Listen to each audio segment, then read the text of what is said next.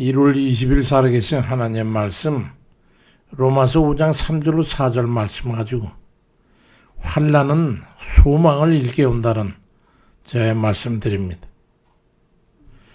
우리 삶에 찾아오는 동토의 계절 같은 그런 고난의 때, 그건 우리를 멸망시키러 찾아오는 것 같지만은 사실 우리 안에 숨겨진 생명력을 촉발하기 위해서 주어지는 겁니다. 강인하게 하기 위해서.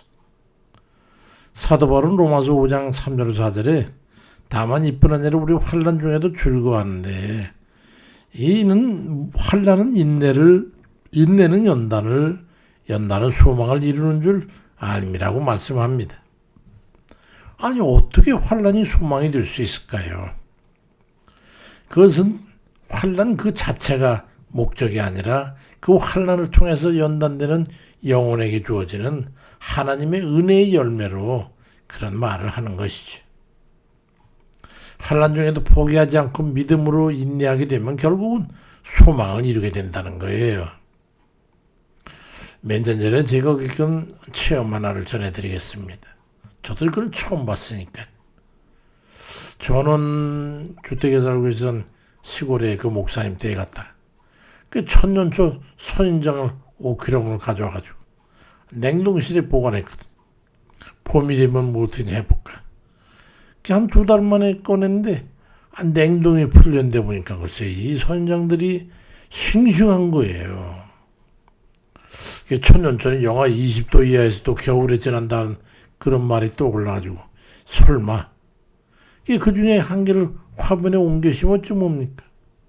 베란다 구석에 처박아뒀는데 글쎄 한 달 뒤쯤에 보니까 이게 죽은 줄 알았던 녀석이 그 천년초 선인장에서 새싹이 나가지고 옆에 한 모대기 더 나가지고 2마리처럼 이렇게 자라는 거예요. 참 희한한 것은 3주간이나 집을 비웠다가 보니까 그래도 이게 살아있더라고요.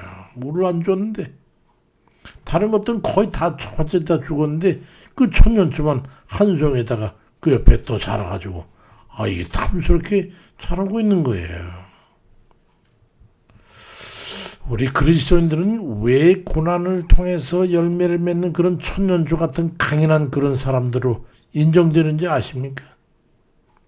인생의 고난을 통한 연단을 받아서 헛된 세상의 소욕을 버리고 오로지 영생을 향한 발걸음을 걸어가는 그런 순수한 경건된 거룩한 그런 영생의 소망을 이루는 그런 사람들이기 때문에 그런 거예요. 인고의 고는 그의 영혼을 정화시키기 때문이죠. 잠언 17장 3절에도 도가니는 은을 위해서 풀무는 금을 위해서 이끌지만 여호와는 마음을 연단하시느니라 말씀합니다. 세계적인 바이올린 제작자들이 가장 원하는 나무가 뭔지 아시는가요? 가장 아름다운 소리를 내는 악기를 만들기 위해서는 해발 2000m가 넘는 아주 고산지대에 아주 척박한 곳에서 자란 가뭄비나무라고 하는 가뭄비나무를 가지고 제작하는 거예요. 그건 값이 엄청 비싼 거예요. 그래서 그건 큰 나무도 흔치 않지만은 그 올라가서 그걸 나무를 벌목해가지고 가져온다는 건 쉬운 일이 아니죠. 비바람과 혹한을 견디며 자란 나무일수록 결이 촘촘하고 단단하고 그래서 그 울리는 그 소리가 천사의 소리를 내기 때문에 그런 거예요. 이 순전한 기독교라고 하는 그 책의 저자인 C.S. 루이스 목사님은 하나님은 우리가 감당할 수 없는 고통을 주시는 그런 분이 아니다. 오히려 고통을 통해서 우리가 감당할 수 없던 은혜를 주시기 준비하신다고 설파했어요. 무슨 의미인지 아시겠죠? 하나님의 은혜를 감당할 수 있으면 그릇이 되게끔 연단하시는 데는 웬만한 단련으로 되는 일이 아닌 것을 우리가 알아야 되는 거죠. 하나님의 뜻대로 말이죠. 많은 어려움과 고난을 겪으면서 낙심하지 않고 포기하지 않으면 결국 소망을 이루는 거예요. 온갖 이물질을 다 포함하고 있는 광석에서 순금이나 순은이나 기타 순금속을 분리하는 좀 금속에 대해서 아시나요? 저는 제가 그 전공이었기 때문에 잘 알죠. 그 광선이 용융되는 온도인 1400 내지 1800도 물론 그 이상 온도가 2400도까지 올리는 그런 것도 있지만 그런 온도로 도가니를 달궈 가지고 거기다가 쇠 조각들 광석들을 갖다 넣고서 녹이면요 비중이 무거운 금속은 가라앉고 이물질 같은 거는 돌 같은 걸 다 이제 가라앉고 순금속만 위로 뜨는 거예요. 그래서 거기서 순금속을 따라내면은 그게 은이든지 금이든지 동이든지 어쨌든 그런 재물이 되는 거예요. 하나님 은혜를 받아 누릴 만한 순결한 재물을 양성하는 데는 그 고난의 풀무불을 통해서 연단해낸다는 표현이 그거예요. 그거 알아야 돼요. 그 속에서 정련된 금도 나오고 은도 나오고 정련된 각종 순금속이 분리되어서 생산되는 것이지. 하나님께서 말씀하시는 것은 우리 그리스도인들도 하나님의 예비한 복을 주시기 위해서 그에 합당한 그릇을 만들 때 그런 연단 과정을 거쳐서 그릇을 만들게 되는 거라고 말씀하고 있어. 이사야 48장 10절에 보라 내가 너를 연단하였으나 은처럼 하지 않고 너를 고난의 풀무불에서 택하였노라 말씀합니다. 우리가 하나님께서 복받을 만한 또 쓸만한 그릇 이런 것이 되기 위해서는 풀무불을 가하지 않으면 안 돼. 연단을 통하지 않으면 안 돼. 이 작금의 이 나라의 상황도 다르지 않은 거예요. 이 나라가 왜 이 모양 이 꼴이 됐습니까? 거의 망했다고 하잖아요.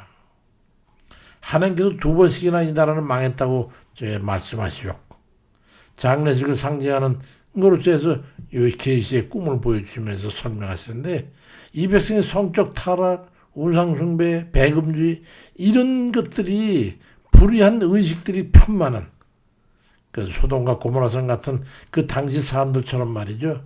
지금의 방종한 백성들을 일깨우시려고 좌파 공산주의자들이 나라를 이렇게 존목들어 내버려 두신 거예요.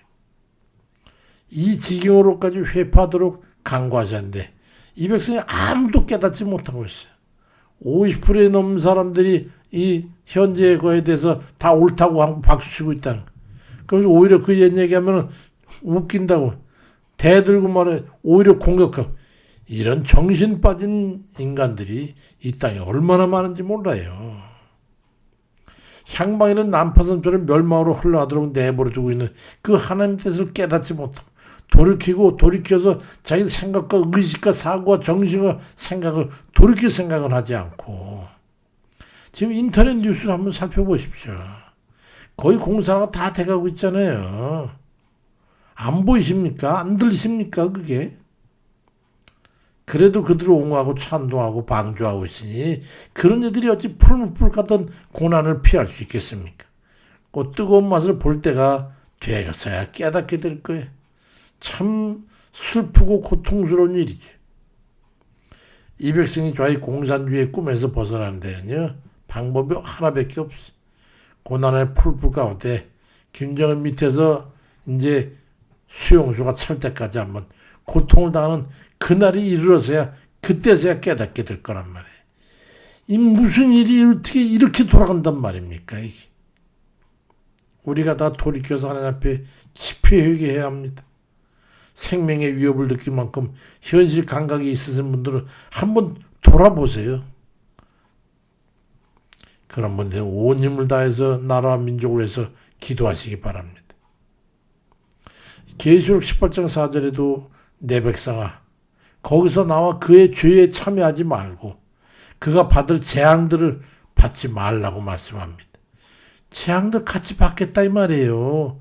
악한 세력이 무너질 때 같이 재앙을 당하게 될 테니까 빨리 거기서 깨닫고 빠져나오라는 거예요. 정련된 그 연단을 통해서 깨달으라 이 말이에요. 미쳐 돌아가고 있어요 세상이. 유난히 고난도 많고 어려움도 많을 때 하나님 뜻을 기대하면서 소망 중에 기뻐하십시오. 사방이 막힌 것 같아 첩첩산중일 때 우리는 고개를 들어서 하늘을 바라봐야 합니다. 고난의 이면에는 반드시 하나님의 깊은 섭리가 있어. 우리가 낙심하여 멈추지만 않는다면 하나님의 시간표에 따라서 반드시 열매를 거두게 될 겁니다. 이 나라도 하나님 다시 구원해 주실 거예요. 고난은 우리로 하여금 자신의 발걸음을 돌아보게 하고 다시금 여호와께로 돌아가게 하는 은혜의 나침판입니다. 요셉의 삶을 보십시오.